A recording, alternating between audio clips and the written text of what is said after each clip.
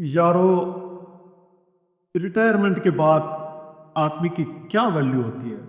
ना बाहर, ना घर पर। हाँ, अपने दुखड़े हैं, चलो सुना ही देता हूं।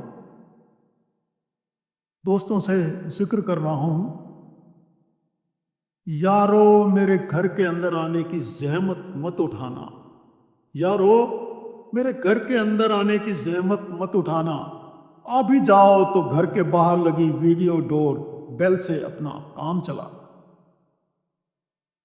क्या बताऊं, मुश्किल में पड़ गया हूं। कोविड से भी बड़ी आपदा में फंस गया हूं। घर के चौके शौके का काम मुझे ही है करना। श्रीमती जी बैठी होंगी सोफे पर, मुझे तो उन्हें पंखा है करना, पंखा है करना। क्या करूं? इन सारी बीमारियों की जड़ तो मैं खुद ही हूं। बहुत लाड़ प्यार से रखा मैडम को, मांगा एक तो दिए दो दो रत्न। सोचा रिटायरमेंट के बाद घर पर आराम कर पाऊंगा।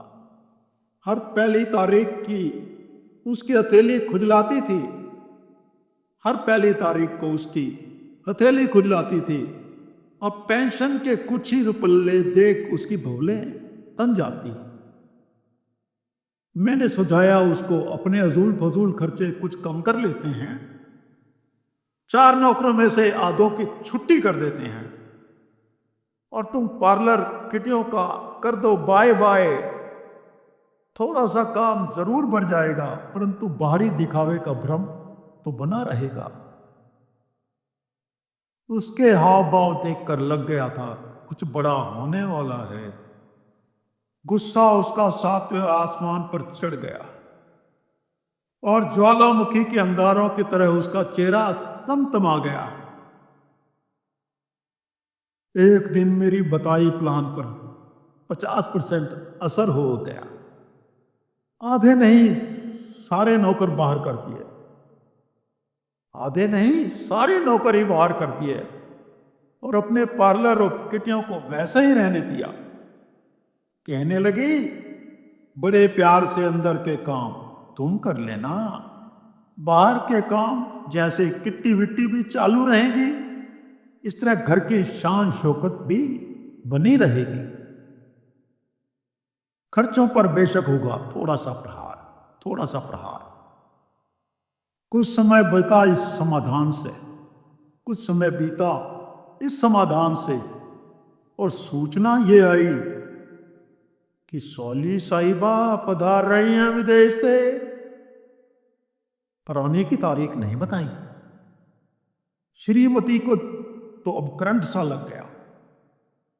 छुपाए रुपये निकाले अपने वार्ड से, थोड़े से मुझे दे दिए मेरे हुलिये सुधारने के लिए, वो बाकी रख लिए संभाल के उसकी आवा भगत के लिए।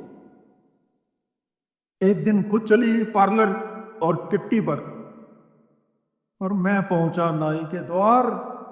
उसने इतने पैसों में नहीं किया मेरा उद्धार।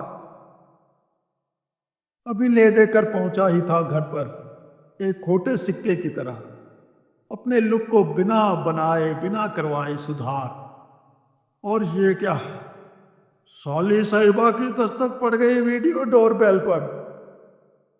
आनन फानन में मैंने किवाड़ खोल दिया। साली साहिबा ने इस हाल में पहचानना तो क्या, उल्टा नौकर समझकर मेरी हथेली पर 5 का नोट रख दिया।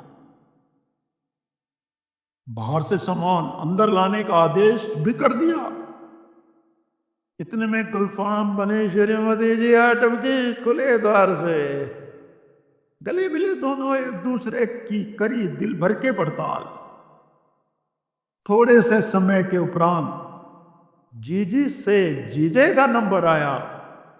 साली रह गई भुचक्का, साली रह गई भुचक्का, मुझे नौकर पाकर अपना जीजा पाया। अब साली अपनी बहन को डांट रही है, मेरे दिए गए 5 रुपये की बख्शिश भी वापस मांग रही है। बता रही है हाथ हर काम में घर का, वो दे रही है व्याख्यान विदेशों के। जहां पति पत्नी दोनों करते हैं मिलजुल कर काम। लगता है मेरी बदने अब बदल गई है। दोस्तों, अगर आपकी भी हालत है मेरे जैसी, फटाफट अपनी साली को दो न्योता और सब झंझटों से निपटारा पाओ। हाँ, अभी वीडियो डोरबेल मत दबाना, डर है वापस ना आ जाए। गुजरा अफसाना, गुजरा अफसाना। समझ गए भैया, ये रिटायरमेंट का है यार, रिटायरमेंट का। धन्यवाद। मेरे प्रिय चाहने वालों, मैं राज यथार्थवादी आपका दिल से अभिनंदन करता हूं। कुछ समय से मैं YouTube पर आपसे जुड़ा हुआ हूं। मेरी रचनाओं को आपने खूब सराहा है, इसके लिए मैं आप सबका तहे दिल से आभारी हूं। मैं बचपन से मन ही मन अपनी रचनाएं गुनगुनाता रहता था, परंतु अपने शर्मीले स्वभाव और सही प्लेटफॉर्म न मिलने के कारण अपनी भावनाओं को व्यक्त करने में असमर्थ रहा। परंतु जब से YouTube जैसा एक जोरदार और सशक्त सोशल मीडिया मिला है, मेरे लिए आप जैसे चाहने वालों से जुड़ना आसान हो गया है। YouTube ने मेरे चैनल राज के जज्बात को आपको पसंदीदा बनाने में मेरा भरपूर सहयोग दिया है। आज मुझे ये बताते हुए अत्यंत सहर्ष हो रहा है कि छोटी से अंतराल में मेरे 100 से ज़्यादा वीडियो प्रकाशित हो चुके हैं। परंतु जैसा कि आप जानते हैं कि किसी भी आर्ट की कोई सीमा नहीं होती। मैं ये चाहता हूं कि आपका अपार प्यार मुझे मिलता रहे और मेरी रचनाओं के चाहने वालों से इजाफा होता रहे।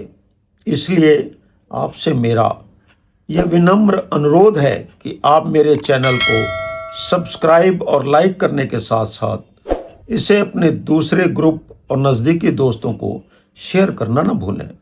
धन्यवाद।